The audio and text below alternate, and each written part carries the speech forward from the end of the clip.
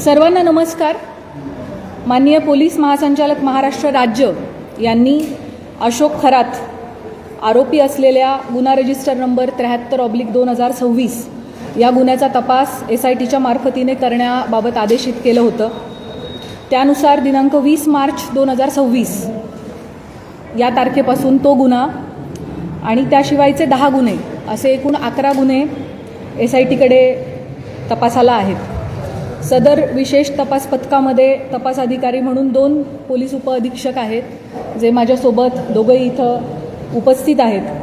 त्याच पद्धतीनं सहाय्यक तपास अधिकारी म्हणून 3 पोलीस निरीक्षक, 3 सहाय्यक पोलीस निरीक्षक, 10 पोलीस उपनिरीक्षक आणि 6 पोलीस अंमलदार असं एकूण 24 लोकांचं आपलं तपास पथक आहे। त्यापैकी काही लोक इथं उपस्थित आहेत, काही लोक उपस्थित राहू शकलेले नाही आहेत। अशोक खरात याच्या विरुद्ध नाशिक आणि नगर जिल्हा या दोन्हींमध्ये मिळून एकूण 12 गुन्हे दाखल झालेले आहेत, ज्यामध्ये अशोक खरात आरोपी आहे।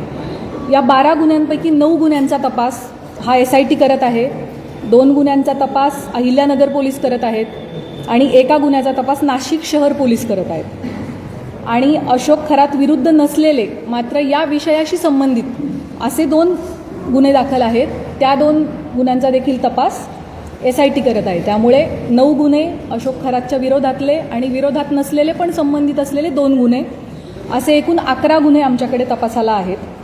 गुन्ह्यातील आरोपी विरुद्ध दाखल केलेल्या गुन्ह्यांपैकी आमच्याकडे असलेल्या गुन्ह्यांपैकी 8 गुन्हे हे महिला लैंगिक अत्याचाराचे गुन्हे आहेत आणि उर्वरित 3 गुन्हे हे फसवणूक आणि त्याच्यासोबतच अंधश्रद्धा विरोधी कायदा, सावकारी अधिनियम 2014 आणि इकॉनॉमिक ऑफेन्सेसची इतर रिलिव्हंट कलमं याप्रमाणे दाखल आहेत। महिला लैंगिक अत्याचाराचे सर्वच्या सर्व 8 गुन्हे आणि फसवणुकीचा 1 गुन्हा असे 9 गुन्हे SITकडे तपासाला आहेत। आजपर्यंतच्या तपासादरम्यान 30पेक्षा अधिक साक्षीदारांकडं आपण विचारपूस केलेली आहे। साक्षीदारांकडं आणि पीडितेंकडं आपण जी चौकशी केली त्यातून आरोपी हा पीडित व्यक्ती आणि कुटुंबाच्या श्रद्धेचा गैरफायदा घेत होता, त्यांना भीती दाखवत होता, खडे, चिंचोके, रुद्राक्ष, पूजा विधी इत्यादी गोष्टींच्या माध्यमातून त्यांच्याकडून पैसा उकळत होता, महिलांना स्वतःकडं दैवी शक्ती असल्याचं भासवत होता, त्यांच्या कुटुंबियांच्या मृत्यूची भीती दाखवून त्यांना बदनामी करण्याची धमकी देऊन त्यांचं लैंगिक शोषण करत होता। त्याच पद्धतीनं ईशान्येश्वर मंदिराच्या परिसरात अंधारामध्ये हातचलाखीनं स्वतःकडे दैवी शक्ती असल्याचं भासवून समाजामध्ये सातत्यानं अंधश्रद्धा पसरवण्याचं कामही करत होता असं आपल्याला निष्पन्न होतंय। महिला अत्याचाराच्या संदर्भाने दाखल 8ही गुन्ह्यांमध्ये पीडिता आणि त्यांचे कुटुंबीय हे अतिशय धाडसाने समोर आलेले आहेत आणि त्यांनी फिर्याद दाखल केली आहे, त्याच्यामुळेच आपण आरोपीवरती कायदेशीर कारवाई करू शकत आहोत। आपल्या सगळ्यांच्या माध्यमातून मी आवाहन करू इच्छिते की या महिलांनी लोक काय म्हणतील या भीतीनं अन्याय सहन केलेला आहे आणि आता अतिशय धाडसाने कुटुंबाला विश्वासात घेऊन त्यांनी गुन्हे दाखल केलेले आहेत। त्यामुळे त्यांची ओळख उघड न करणे, सोशल मीडियावरती त्यांचे व्हिडिओज न पसरवणे, आपल्या मोबाईल्समध्ये असे व्हिडिओ न बाळगणे हे आपल्या सगळ्यांचं नैतिक कर्तव्य तर आहेच, पण त्याचबरोबर माननीय सर्वोच्च आणि उच्च न्यायालयाचे देखील तसे कठोर निर्देश आहेत। त्यांची ओळख गोपनीय राहणे आणि त्यांच्या खाजगी बाबींची सार्वजनिक चर्चा न होणे हे त्यांच्या मानसिक आरोग्यासाठी आणि त्यांचं धैर्य टिकून राहण्यासाठी अतिशय गरजेचं आहे। आणि म्हणूनच न्यायसंस्थेनं वारंवार absolute ban on identity disclosure अशी भूमिका ठेवलेली आहे। अशा केसेसमध्ये पोलिसांच्या पत्रकार परिषदा बाबतीत देखील मर्यादा निश्चित करण्यात आलेल्या आहेत। पीडितेच्या गोपनीयतेचा भंग ज्या समाज माध्यमातून झाला आहे अशा प्लॅटफॉर्मवरून ती माहिती हटवण्याबाबत न्यायालयाचे निर्देश आहेत। पीडिता किंवा कुटुंबियांच्या मुलाखती घेण्यास बंदी आहे। अंतिम निकाल येण्यापूर्वीच आरोपीच्या प्रतिष्ठेला हानी पोहोचवणारे आणि माध्यमांद्वारे चालवणारा खटला, ज्याला आपण मीडिया ट्रायल असं म्हणतो, अशी परिस्थिती निर्माण करणारे किंवा केवळ तर्कवितर्काच्या आधारित वार्तांकन टाळावे असे निर्देश देखील माननीय उच्च आणि सर्वोच्च न्यायालयांनी प्रसारमाध्यमांना दिलेले आहेत। कलम 72 BNS लैंगिक अत्याचाराच्या पीडितांची ओळख उघड करणाऱ्यांना शिक्षेस पात्र ठरवतो। अनुच्छेद 21 भारतीय संविधान पीडितेचा जगण्याचा अधिकार, गोपनीयतेचा अधिकार आणि प्रतिष्ठेचा अधिकार यांचं संरक्षण करतं. जुलै 2025मध्ये मद्रास उच्च न्यायालयाने एका महिला वकिलाचे तिच्या संमतीशिवाय चित्रण केलेले खाजगी स्वरूपाचे फोटो व्हिडिओ तात्काळ 48 तासांच्या आत काढून टाकण्याचे आदेश दिलेले होते. अशा प्रकारची सामग्री रोखणं हे राज्याचं कर्तव्य आहे असं न्यायालयाने त्यावेळेला अधोरेखित केलं होतं. SITकडे असणाऱ्या गुन्ह्यांमधील पीडितांचे आक्षेपार्ह व्हिडिओ जे आहेत, जे प्रसारित झाले होते, त्याच्या एकूण 4650 लिंक्स SITच्या सायबर टीमने, आपली जी टीम आहे 24 लोकांची, यामध्ये 4 लोकांची सायबर टीम आहे. या सायबर टीमचं पूर्ण वेळ कर्तव्य हे होतं की प्रत्येक काही मिनिटांनी काही नवीन अपलोड झालं आहे का ते शोधणं आणि त्याला रिपोर्ट करणं. सो आपली ही जी SITची सायबर टीम आहे तिने महाराष्ट्र सायबरच्या मदतीनं आत्तापर्यंत 4650 लिंक्स ह्या डिलीट करून घेतलेल्या आहेत.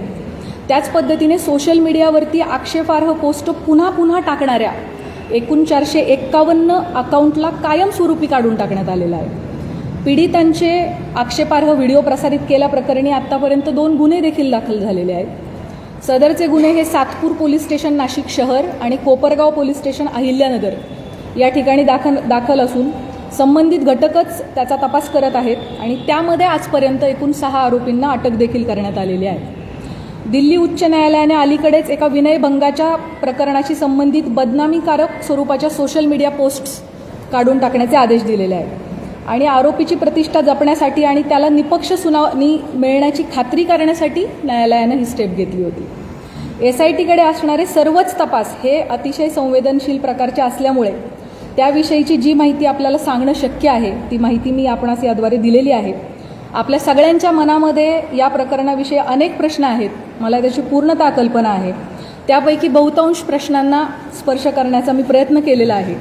या प्रकारच्या गुन्ह्यामध्ये BNS सेक्शन 93 BNSS प्रमाणे गुन्हा दाखल झाल्यापासून 60 दिवसांच्या आत आपल्याला दोषारोपपत्र दाखल करणं आवश्यक असतं. आपल्याकडचा या प्रकारचा पहिला गुन्हा हा नाशिक शहरामध्ये 17 मार्च 2026 रोजी दाखल झालेला आहे आणि SITकडे त्याचा तपास 20 तारखेला आला, 3 दिवसानंतर. त्याचे ऑलरेडी 20 दिवस संपलेले आहेत आणि आणखी 40 दिवस अवधी आपल्या हातामध्ये आहे पहिल्या गुन्ह्यासाठी आणि उरलेले जे 7 गुन्हे आहेत ते देखील पुढच्या आठवडाभराच्या कालावधीमध्ये दाखल झालेले आहेत. त्यामुळे 40 दिवसानंतर पुढच्या आठवडाभरात या उरलेल्या सगळ्या गुन्ह्यांचं देखील डेडलाईन जी आहे ती जवळ येते. त्यामुळे असं आपण म्हणू शकतो की 40 ते 45 दिवसांमध्ये या 8 गुन्ह्यांचा तपास आपल्याला पूर्ण करणं आवश्यक आहे. तरी या सर्व गुन्ह्यांमध्ये चांगले पुरावे गोळा करून तपास वेळेत पूर्ण करण्याची SITचे प्रयत्न सुरू आहेत. त्यासाठी सर्वतोपरी प्रयत्न संपूर्ण टीम करत आहे. आपल्या सर्वांना विनंती आहे की पीडितांना कोणत्याही प्रकारे मनस्ताप होणार नाही याची समाज म्हणून आपण सगळ्यांनी काळजी घेऊयात. तुमच्या माध्यमातून हे आव्हान, ही विनंती मी सर्वांना करू इच्छिते. आपल्या मनामध्ये पदाधिकारी, अधिकारी यांना SITकडून बोलवण्यात येणार आहे का, किंवा अमुकला आपण का बोलवले नाही, कधी बोलवणार आहे, अशा प्रकारचे देखील अनेक शंका आणि प्रश्न असू शकतात. अनेक पत्रकार, सामाजिक कार्यकर्ते यांनी वेळोवेळी मला मेसेज करून या प्रकारच्या प्रश्नांची विचारणा केलेली आहे. त्याबाबत मी सांगू इच्छिते की आपल्याकडे दाखल गुन्ह्यामध्ये फिर्यादी आणि साक्षीदार जे सांगतात त्याच्या अनुषंगाने तपास होत असतो. तपासादरम्यान जे पुरावे समोर येतात त्याप्रमाणे पुढील तपास केला जातो. पुराव्याच्या आधारे कोण व्यक्ती सहआरोपी आहे का हे पाहिले जाते.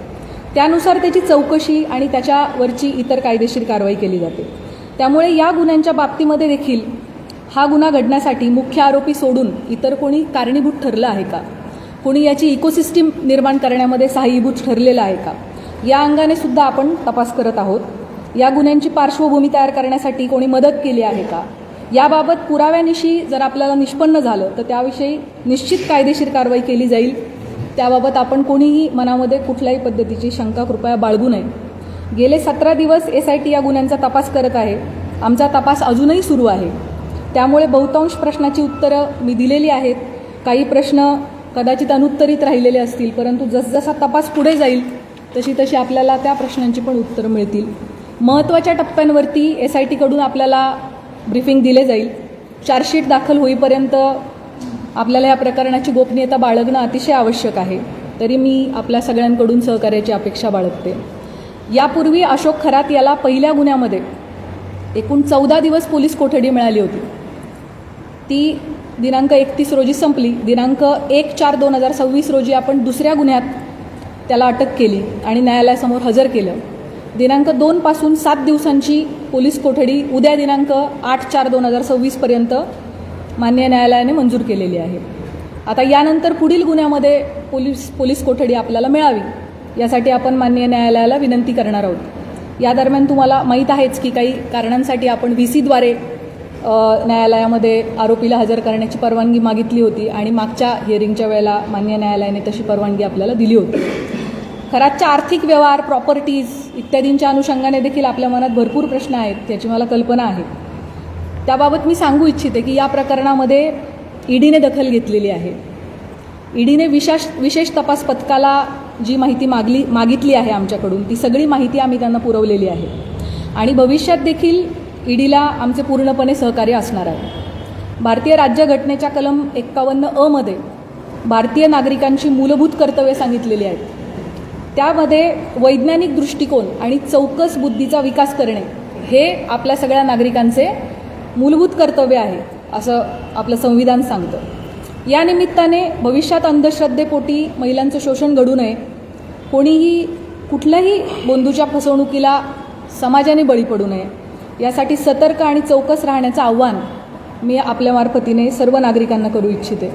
अतिशय शॉर्ट नोटीसवर सर्व पत्रकार बंधू भगिनी ह्या प्रेस कॉन्फरन्ससाठी उपलब्ध झालेले आहेत, उपस्थित झालेले आहेत. त्या सगळ्यांचे मी मनापासून आभार मानते आणि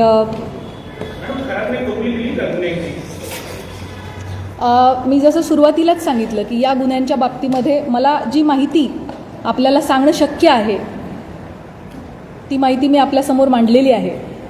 त्यामुळे आपल्या सगळ्यांनी या गोष्टीची सहकार्य करावे की जोपर्यंत चार्जशीट दाखल होत नाही त्याबाबत काही तपासातल्या बाबींची गोपनीयता ठेवणं आपल्यासाठी अतिशय आवश्यक आहे. आपल्या सगळ्यांचे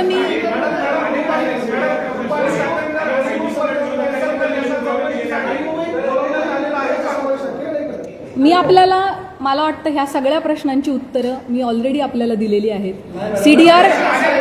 सीडीआर लीकच्या बाबतीमध्ये आपण मला एक प्रश्न आत्ता जस्ट कोणीतरी विचारलाय ज्याचं प्रश्नाचं उत्तर मी दिलं नव्हतं तेवढं मी देते आणि आपण थांबूयात. अल्पवयीन यामध्ये कोणीही नाहीये. दुसरा जो प्रश्न सीडीआरच्या बाबतीत याची शासन स्तरावरती चौकशी होत आहे. त्या बाबतीत चौकशीत जे काही निष्पन्न होईल ते आपल्यासमोर येईल. थँक्यू. जय हिंद, जय महाराष्ट्र.